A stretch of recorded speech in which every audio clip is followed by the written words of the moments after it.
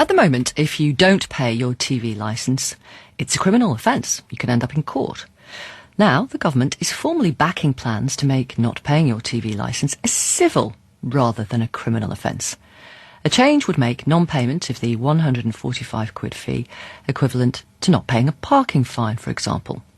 180,000 or so people appeared before the courts in 2012 accused of not having a licence. 155,000 people were convicted and fined, and 70 went to prison. The BBC hasn't responded to this latest development yet, but in the past, a BBC spokesperson has told us that non-payment may lead to more evasion. Let's talk to our political reporter Eleanor Garnier. Right, when new proposals were being put forward, what exactly has changed today, first of all, Eleanor?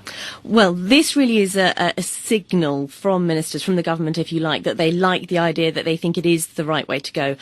Earlier in the week, we had the Justice Secretary, Chris Grayling, saying that he was giving careful consideration to the idea, that he had a lot of sympathy with concerns raised by MPs like Andrew Bridgen. There were around 150 MPs trying to force the government, if you like, into a vote into making decriminalisation immediate, so to change it from being that criminal offence to a civil offence immediately. But now Mr Bridgen has put down some revised proposals that would give ministers the power to decriminalise it in the future. So the government's backing plans to decriminalise it in the future as opposed to immediately, and they've come out today and formally backed that. Right, and why the future?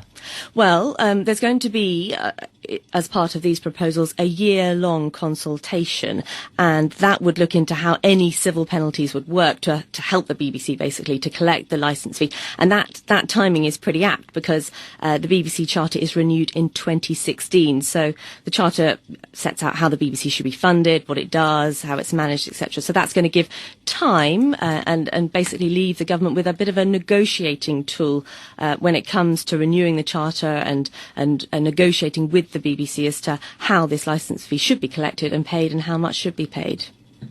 OK, thank you very much, Eleanor. Let's talk to the Conservative MP then for North West Leicestershire, Andrew Bridgen, who Eleanor mentioned there, who has campaigned to decriminalise non-payment. Hello to you, Mr Bridgen. Hi, Victoria. Why? Because I think if BBC were to find out about some banana republic where their government decided they were going to charge a poll tax regardless of income for access for its citizens to have to television and make that punishable by possible imprisonment, and most of the people who were imprisoned were very poor people, normally women or old people, I think there's quite rightly be an outcry. Yet this is effectively what we've allowed to be inflicted on our own people for quite a while. I think as time has gone, the licence fee in its current form with its current criminalisation has been around, I think, 1946, and I just think, given the timing, it's just disproportionate at a time when, you know, we're struggling to get burglars into prison the first time they're caught. I think most of my constituents in North West should rather be put burglars in prison than who didn't. Well, why didn't you change the law then? You're a Conservative MP. I mean, that's got nothing to do with the BBC, has it? You're struggling to put burglars in prison for a first offence. That's to do with sentencing guidelines. Well, we're told that the prisons are completely full, aren't we? So I'd rather they weren't full of people who hadn't paid their television licence. Well, they're not, are they? They're not full of people who haven't paid their television licence. There are nearly 80,000 people in prison. And the last figures we have show that 70 were sent to prison for non-payment of their TV licence. Well, the answer was that as part of the deregulation, but I put down the First Amendment to see who supported decriminalisation. That was for two reasons. Firstly, to test the sentiment of the House of Commons, and secondly, to set a debate going. And we certainly had that over the last fortnight. And I think it's fair to say that when almost a quarter of all MPs have signed the amendment from all parties across the political spectrum, that the appetite in Parliament is for decriminalisation. So it's not now a matter of will we decriminalise, it's a matter of now how and when. And to deliver that, having heard the BBC's protestations, and indeed it is impractical for decriminalisation to take place overnight, even if we could do that. The BBC needs time to adapt, and a review will be a good thing. We can look at the impact on the BBC, and certainly I think the BBC just needs to know that, you know, going forward, continued criminalisation for the licence fee, or whatever other funding mechanism the BBC might decide to adopt any time in the future, is not sustainable. Are you a supporter of the licence fee? I think possibly more subscription leaning that way, but I think the licence fee... So are you looking through the licence fee's got to change. I mean, you've got technology is moving forward. People can access video and television from an increasingly number of gadgets, of smartphones, computers, and I think the way the BBC collects its money in has got to evolve with that. That there are, I think, also huge opportunities for the BBC, not just threats. And I don't think the BBC will look at those while it's hiding behind, effectively, a poll tax inflicted on the people with the threat of criminality. Do you think it is hiding behind it?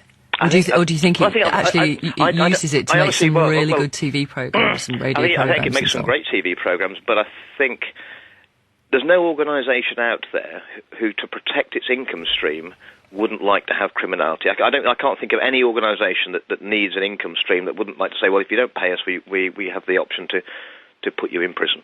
No one's going to really want to relinquish that. However, I think this is creating a big problem with a large proportion of the population that the BBC is set to serve. And I also think the fact that the BBC is insulated from having to be responsive directly to a customer base it serves, because the way the funding of the BBC works, it doesn't have that link to the consumer. It's sort of a place. I think that has led to some of the largesse in the management and the attitudes in the BBC, which we've seen exposed quite blatantly over the last 12 months or so with various scandals, whether that's the Savile thing, awful, or whether it's huge payoffs for executives in excess of their contract requirements, or the waste on the digital initiative. And I think there's a huge opportunity. It's not all threat for the BBC. I think there's a huge opportunity for it to have a good look at itself and move into the 21st century. So are you... It sounds like you're not really a supporter of the licence fee. You'd rather have subscription. I've paid the licence fee all of my adult life. No, I know. But I mean, that was my question. What I'm saying is, I'm not sure that the licence fee is sustainable going forward, and the speed that society is changing and technology is changing. I understand that. Yeah. I think. And also, I think there's the huge income streams that the BBC are missing out on because they've got the security of the licence fee, and that's a very nice place to be. But I mean, I think I've got friends who live abroad. They can't access the BBC. They would pay. They're English people who live abroad. They'd love to be able to pay for the BBC. And I think there's iPlayer. There's lots of opportunities. I'm not sure the BBC are looking at all of these options, which they should be really doing to maximise their income. And so let me ask you then, and do be straight with us. Is your campaign against decriminalisation linked to the fact that you're not a supporter of the licence fee? Not at all. No, I think the emails I've had from magistrates over the years, and obviously since I started this campaign, the magistrates have been calling for decriminalisation for 20 years, and I will be using some of the emails I've had in from magistrates talking about how they detest having to spend so much time criminalising people who just have their only crime is having no money. I'll be using some of those in committee next week. Now, Victoria, the BBC don't run adverts, do they? No. The reason I can speak to you today is actually at Rainbow's Children's Hospice, just outside my constituency in Leicestershire, and I want to say that they're a very good organisation, and I hope your listeners will keep supporting. I don't think we include mentioning the name of a hospital as an advert. I think you'll be fine. It's a children's hospice. No, absolutely, of course, no, and absolutely.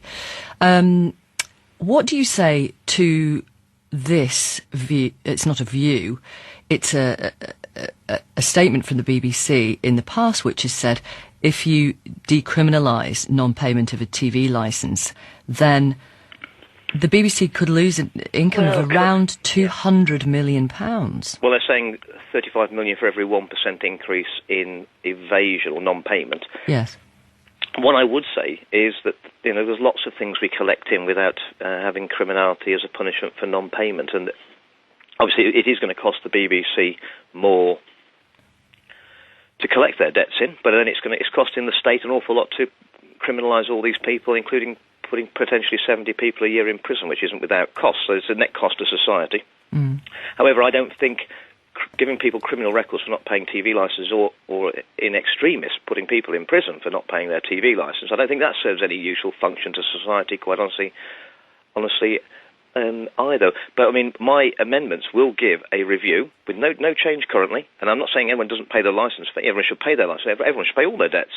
We're going to have a review, hopefully, if this legislation, my amendments go through, and that's going to explore all of these aspects of the impact of decriminalisation and what the options are for the BBC.